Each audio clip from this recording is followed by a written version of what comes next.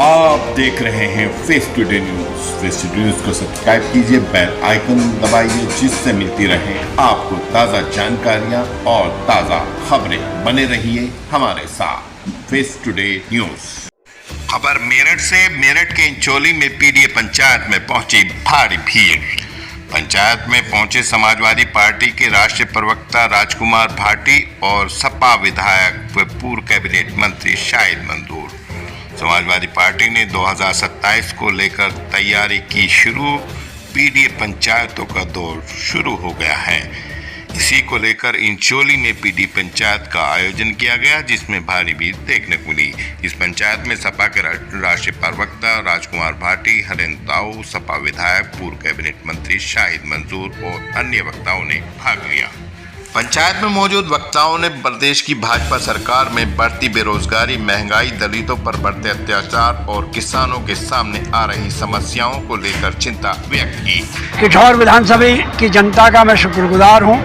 उन्होंने ये 2022 का मुझे चुनाव जिताया था।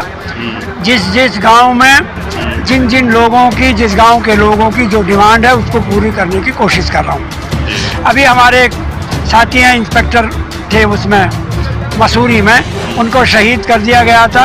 लोगों की डिमांड थी कि उनके नाम पर यहाँ पर एक गेट बनवाया जाए। अभी मैं वहाँ से चौधरी चंद सिंह और उनको समर्पित एक गेट का उद्घाटन करके आ रहा हूँ। उधर शिलान्यास यहाँ पर इचोली में, इचोली वालों की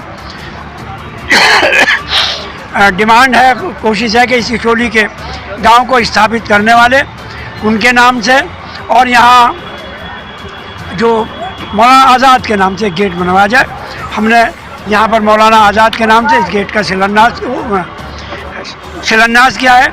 इससे पहले हमारा नंगला शेखू गांव है, वहाँ के लोगों की डिमांड थी कि बाबा साहब के नाम पर गेट, एक वहाँ पर गेट बनवाया है। वहीं पर डिमांड थी चौधरी चरण सिंह के नाम की, वहाँ पर वो बनवाया है। उसके बाद में यहाँ हमारी पीडीए की पंचायत का पीडीए की पंचायत थी। हमारे मुख्य अतिथि यहाँ आज राजकुमार भाटी जी थे। मैं भाटी जी का, पार्टी के तमाम नेताओं का, क्षेत्र की जनता का, सबका शुक्रिया अदा करता हूँ, और ख़ास तौर से इचोली के लोगों का शुक्रिया अदा करता हूँ कि उन्होंने खाने का भी इंतज़ाम किया, बैठने का भी इंतज़ाम किया और स्टेज का भी इंतज़ाम किया, और जनता ने यहाँ पर शिरकत करके यहाँ इस प्रोग्राम को कामयाब किया। अच्छा, एक भारी भीड़ देखने को मिली है और पीडीए की एक पंचायत जिस तरह से लगातार हो रही है, तो क्या संदेश देना चाहती है समाजवादी पार्टी? समाजवादी पार्टी संदेश नहीं देना चाहती, लेकिन जनता का जो संदेश है वो समाजवादी पार्टी के नेता, हमारे नेता आदरणीय अखिलेश यादव तक पहुंचाना चाहती है कि जनता आपके साथ है, आपके हर प्रोग्राम के साथ है। बहुत शुक्रिया।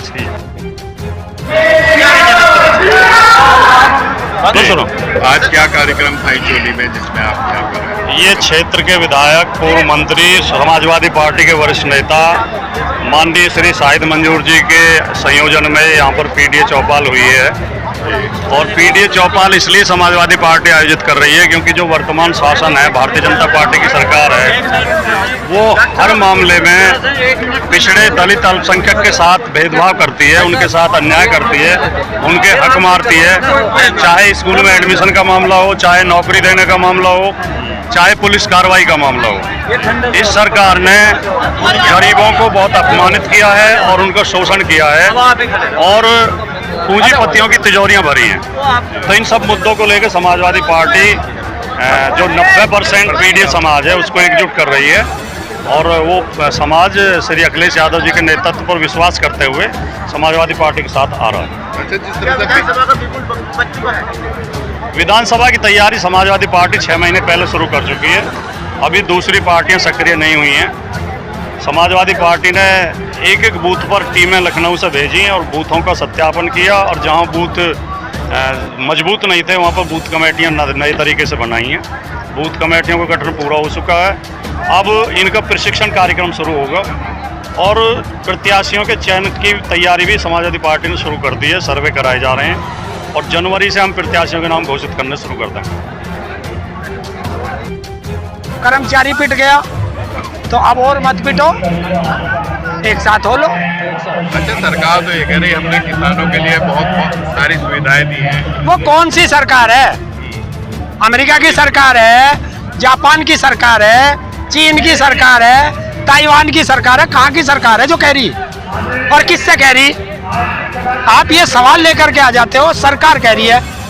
क्या आप पढ़े लिखे नहीं हो जो आप उनसे एक सवाल कर सको सरकार से कि वो हमें बता दो कि सरकार किसान की आय कैसे दुगनी हुई? किसान तो आज भी खाद के कट्टे के लिए लट खा रहा, पिट रहा बेचारा, उनके परिवार की महिलाएं पिट रही हैं। तो जब हमारी आय दुगनी हो गई तो शायद दिल्ली के लुटियन जोन में हमारे सब किसानों के बंगले होंगे, है कहीं? तो जब हमारी आय दुगनी होगी और हम मालदार हो गए तो फिर किसानों ने सारा पैसा स्विस बैंक में जमा कर रखा। मोदी से कहो छापा मारे, ईडी उसकी, सीबीआई उसकी, इनकम टैक्स उसकी, रिजर्व बैंक उसका, तो फिर वहाँ छापा क्यों नहीं मारता? किसान के साथ साथ मिशन शक्ति महिलाओं के लिए शुरू किया है, महिलाओं को बढ़ावा दिया जा रहा है, सरकार बहुत उत्थान के कार्य कर रही है। कौन से स्कूल में पढ़ा रही वो और बता दो।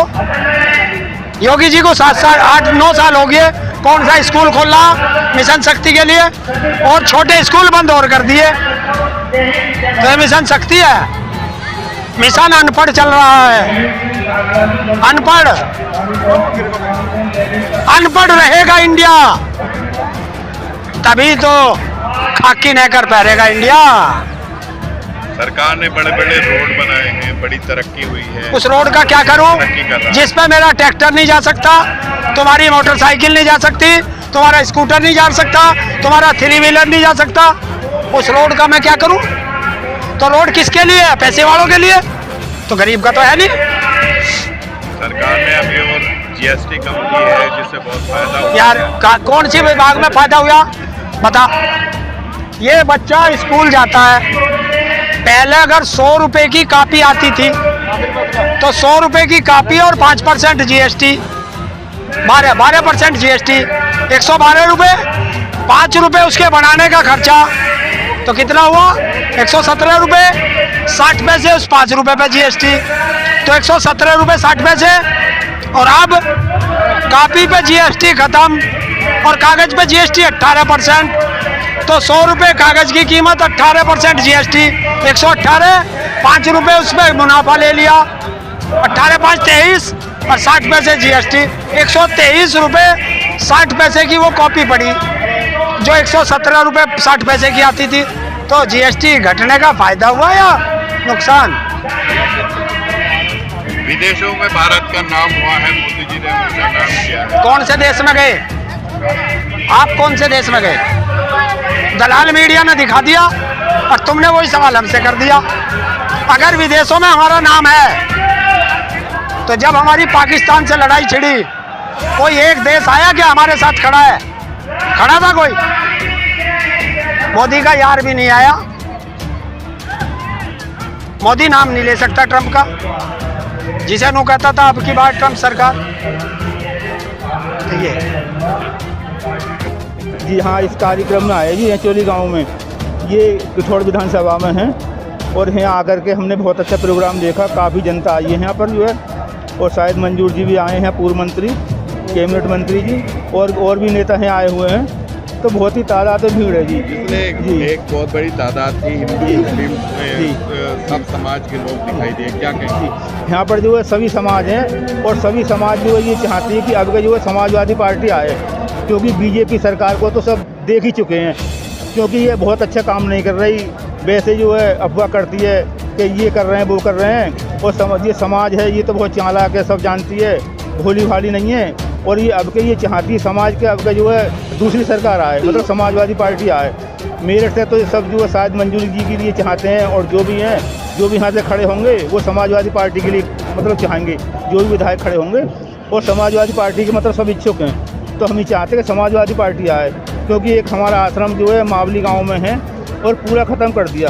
पुराना आश्रम है अलखराम बाबा के नाम से, और जो भूमाफिया हैं वो कृष्ण मुरारी और कृष्ण गोपाल 2 भाई हैं। इनके पिता का नाम रामजी लाल है, और आपने ऐसा कहीं ना सुना होगा, पूरी समाधि ख़त्म कर दी, और जो भी सामान था आश्रम में से वो सब ले गए निकाल करके।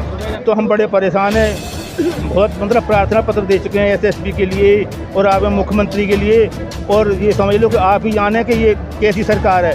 6 साल हो गए और कोई मतलब सुनवाई नहीं हुई इस आश्रम में। हम चाहते हैं ज़मीन की पैमात की जाए और आश्रम खाली करा जाए, और नहीं तो जो हमारी जो समाजवादी पार्टी आएगी ये इन भूमाफियों के लिए मतलब अच्छा सबक सिखा देगी, क्योंकि बीजेपी सरकार से तो हम पूरे भरे हुए हैं, और बीजेपी सरकार ये चाहते हैं कि ये नहीं आए। जनता से भी हम ये कह रहे हैं कि समाजवादी पार्टी के लिए आप वोट दें, क्योंकि ये सरकार जो है झूठी सरकार है, और हम चाहते हैं कि समाजवादी पार्टी आए और बहुत अच्छे वोटों से जीते।